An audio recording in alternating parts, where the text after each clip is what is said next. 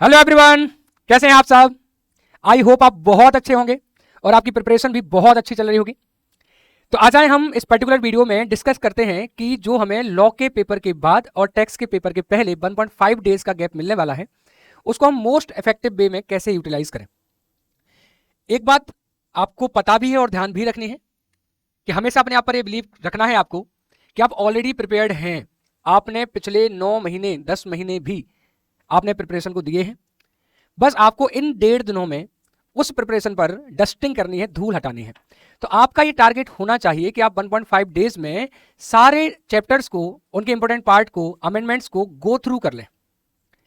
क्योंकि ये हमने देखा है कि अगर हम ऑलरेडी किसी टॉपिक को बहुत अच्छा प्रिपेयर कर चुके हैं, लेकिन हमने अगर उसको एग्जाम या टेस्ट के जाने के जस्ट पहले नहीं देख पाया, तो हमारे मन में एक डर आ जाता है।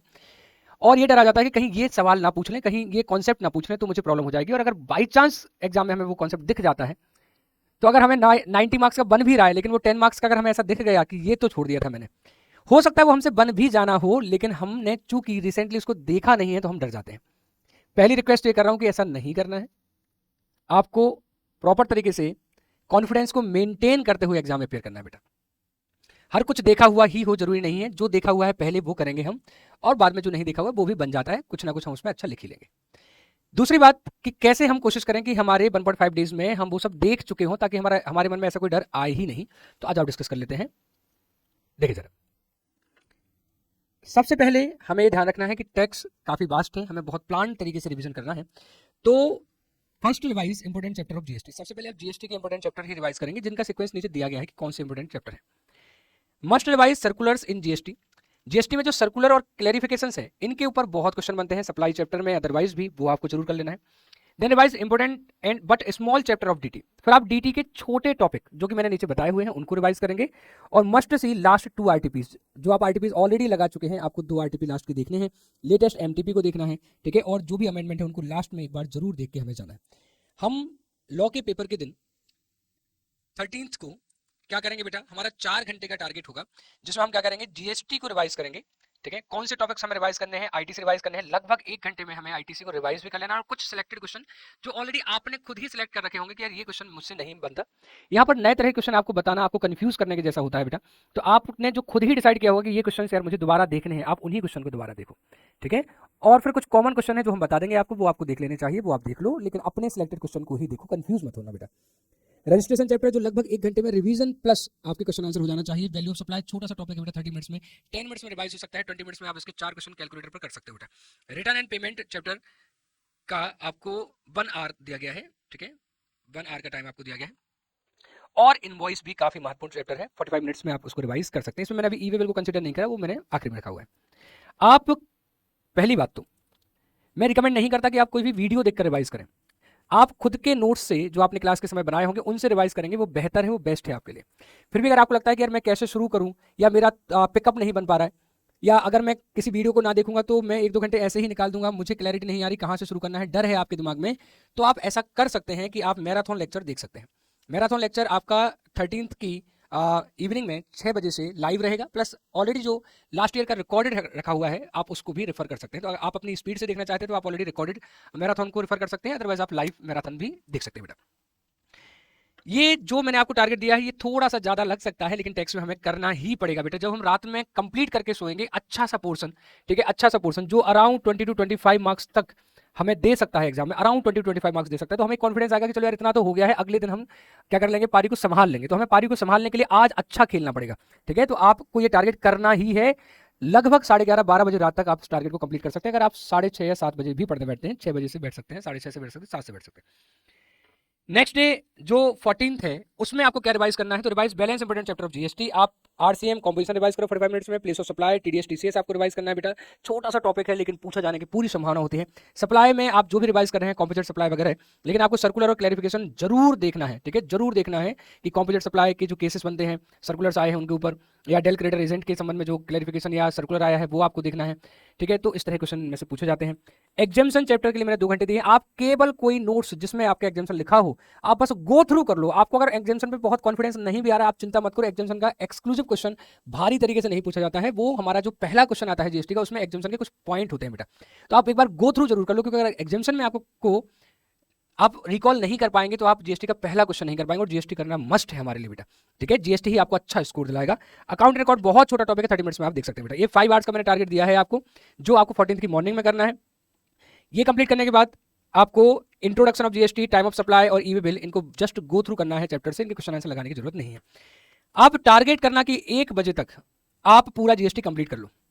मैंने जीएसटी में आपको सफिशिएंट टाइम यहां पर दिया हुआ है, जीएसटी में हम अच्छा स्कोर कर सकते हैं, इसलिए आपको ये टारगेट फॉलो करना है। लेकिन एनी हाउ 1 बजे तक आपको जीएसटी को कंप्लीट कर लेना है बेटा, और फिर आप 1 घंटे का क्या ले सकते हैं, ब्रेक ले सकते हैं। और ब्रेक आपको सफिशिएंट लेना है ताकि आपका दिमाग अच्छा प्रोसेस करता रहे। ये भी जब मैं यहाँ लिख रहा हूँ कि 5 घंटे का आपका टारगेट है, तो इसमें भी आपको क्या करना है कि आपने कोई टॉपिक कंप्लीट किया तो आप 5 मिनट का रेस्ट ले लो, ठीक है। आपने फिर दूसरा कोई टॉपिक कंप्लीट किया, 5 मिनट का 8 मिनट का रेस्ट आप ले लो, वो आप अपने तरीके से प्लान करके ले सकते हैं। लेकिन आपको ब्रेक लेते लेते लेते आराम से शांति से चीज़ों को कंप्लीट करना है। जब आप आफ्टर लंच पढ़ेंगे तो आपको क्या करना है, डीटी के रेसिडेंशियल स्टेटस जो कि 5 नंबर का अप्रोक्स आता ही आता है, आरओआई जो कि 5 नंबर का आता ही आता है, स्पेशली पेन नंबर के section, set of carry forward का चैप्टर, ठीक है, और क्लबिंग के क्वेश्चंस करने हैं। मैंने यहाँ पर आपको क्वेश्चन भी रेफर कर दिए कि एटलीस्ट ये क्वेश्चंस आप देख सकते हैं। अगर आपके द्वारा ऑलरेडी सिलेक्टेड क्वेश्चन है आप उनको देखें, अदरवाइज इनको भी आप देख सकते हैं, ये काफी अच्छे क्वेश्चन बेटा। Illustration 8 practical question number 3 study material का है, क्वेश्चन बैंक का क्वेश्चन नंबर 12 एंड 15 है, ठीक है। और यहाँ पर सेट ऑफ कैरी फॉर्वर्ड में आपके स्टडी मटेरियल का प्रैक्टिकल क्वेश्चन नंबर 8 जरूर देख लें, वो सबसे अच्छा क्वेश्चन है, और 5 भी आप देख सकते हैं। क्लबिंग में आप प्रैक्टिकल क्वेश्चन नंबर 4 और इलस्ट्रेशन नंबर 9 जरूर देख लें, ठीक है। ये लगभग 3 आवर्स का मैंने आपको टारगेट दिया है। ये छोटे टॉपिक कंप्लीट करने के बाद आप 15 टू 20 मिनट्स का ब्रेक लेने के बाद इनकम फ्रॉम अदर सोर्स कर लें, जो कि अगेन छोटा टॉपिक है। फिर आप शुरू करें क्या, पीजीबी पे। शुरुआत में पीजीबी नहीं उठाना है, अदरवाइज क्या होगा कि बड़ा टॉपिक है, आपको टाइम ज़्यादा लग जाएगा। और जब भी हम शुरुआत में चीज़ों को उठाते हैं बड़े रुच रुच के और आराम आराम से उसको करने लग जाते हैं, जबकि ऐसा नहीं करना चाहिए। तो आप पहले छोटे टॉपिक को खत्म कर लो, जिनसे आपके मार्क्स से और शॉर्ट हो जाए, ठीक है। और फिर आप क्या कर लें, बड़ा टॉपिक पीजीपी उठा ले बेटा। पीजीपी के साथ में आपको क्या करना है कि टोटल इनकम के क्वेश्चन साथ में ही कर लेने हैं। मैंने 3 घंटे का टाइम दिया है, आप एक बार आपके जो भी हैंड रिटन नोट्स हैं उससे 30 मिनट्स के आसपास में जल्दी से जल्दी क्या कर लें, गो थ्रू कर लें पीजीपी को, और फिर आप टोटल इनकम क्वेश्चन लगाएं 2.5 घंटे में, ठीक है। कुछ क्वेश्चंस आपको कैलकुलेटर पे लगा लेने हैं, जस्ट आप ऑडिट टाइप कर सकते हैं उसको, लेकिन आपको एटलीस्ट 2 क्वेश्चन को रफ में स्पीड में लगा के देख लेना है, ताकि एग्जाम में हमें फॉर्मेट बनाते समय डर ना लगे। कई बार क्या होता है, हम ओरली बहुत सारे क्वेश्चन कर लेते हैं, लेकिन जब हम क्वेश्चन को करने बैठते हैं एग्जाम में तो वो हम कर नहीं पाते, क्योंकि हमने उनकी लिख के प्रैक्टिस नहीं की। एटलीस्ट 2 क्वेश्चन को आपको क्या कर लेना है, रफ में कर लेना है, ठीक है। उसमें थोड़ा सा टाइम लगेगा, लेकिन वो चलेगा, जरूरी है।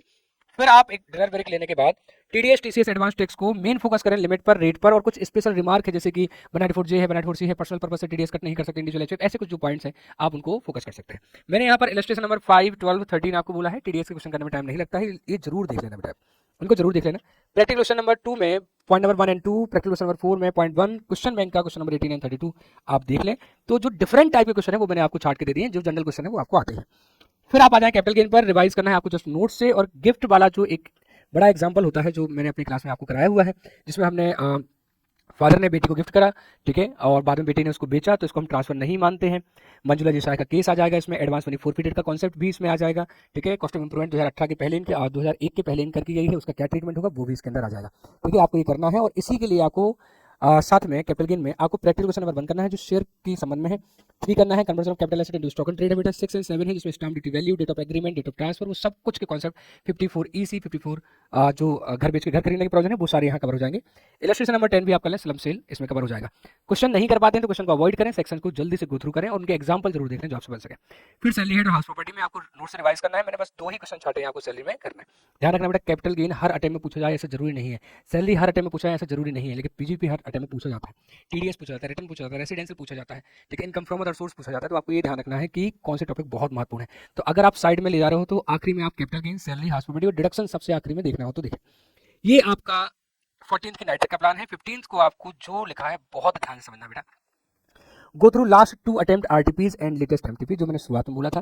तो आपको 15th के मॉर्निंग में 2 आरटीपी जो आप ऑलरेडी देख चुके हैं उनके क्वेश्चन को एक बार गो थ्रू कर लेना कि इनमें क्या स्पेशल पॉइंट था, वो रिवाइज हो जाए आपका। Revise TDS rate, advance tax के इंटरेस्ट 234B एंड 234C के जो इंटरेस्ट के कॉन्सेप्ट है और टीडीएस के रेट है, बस उसको एक बार और गो थ्रू कर लो, ठीक है, ब्रश अप कर लो। फिर आपको डिडक्शन के eighty C, eighty CCD, eighty D, eighty G, eighty TTA, eighty TTB and eighty U ये सेक्शंस एक बार गो थ्रू कर लेने हैं, टोटल इनकम का पार्ट बनेंगे। और आपको जो अमेंडमेंट्स हैं एक बार उनको जरूर देख के जाना है, डीटी और जीएसटी के, ठीक है। और सबसे महत्वपूर्ण बात, अपने ऊपर भरोसा रखना है बेटा, ठीक है।